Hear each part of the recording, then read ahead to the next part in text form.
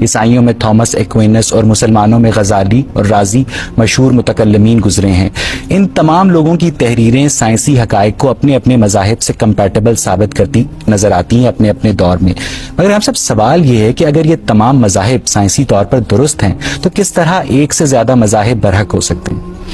مذہب اور سائنس کا دائرہ بالکل الگ الگ ہے، دونوں کا موضوع الگ ہے۔ مذہب کا موضوع یہ ہے کہ جو دنیا آنے والی ہے، موت کے بعد جو زندگی شروع ہونے والی ہے، اس پہ کیا ہوگا، اس کے نوامیس کیا ہیں، اس کے قوانین کیا ہیں، اس کی تیاری ہم نے یہاں کیسے کرنی ہے، اس کا ہمارے اخلاقی وجود پر کیا اثر پڑتا ہے، یہ مذہب کا موضوع ہے۔ سائنس کا موضوع طبیعیات کی یہ دنیا ہے جس میں ہم اس وقت رہ رہے ہیں، تو اس وجہ سے دونوں میں کسی تصادم کے تو پیش آنے کا کوئی امکان ہی نہیں ہے۔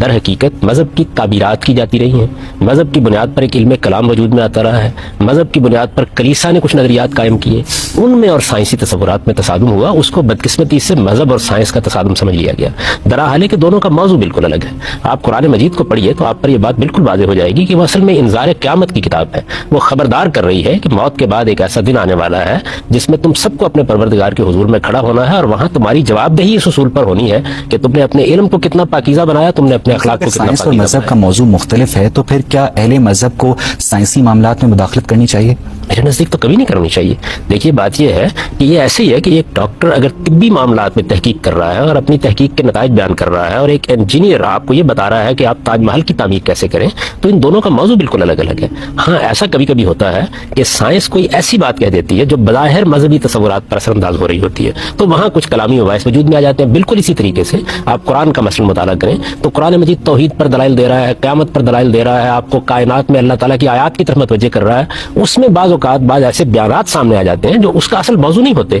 جن میں بعض سائنسی حقیقتیں بھی بیان ہو گئی ہیں، اور وقت نے یہ بات ثابت کر دی کہ جو بات قرآن مجید نے بیان کی تھی وہ بالکل برحق تھی، اور جیسے جیسے تحقیق آگے بڑھتی چلی گئی عین اس کے مطابق سامنے آتی چلی گئی۔ لیکن یہ نہ قرآن کا موضوع تھا، نہ قرآن مجید کوئی سائنس کی کتاب ہے، نہ وہ سائنسی حقائق کو بیان کرنے کے لیے نازل ہوئی ہے، وہ تو انسان کے دل کے دروازوں پر دستک دینے کے لیے نازل ہوئی ہے کہ اٹھو، بیدار ہو جاؤ، موت کے بعد ایک دوسری زندگی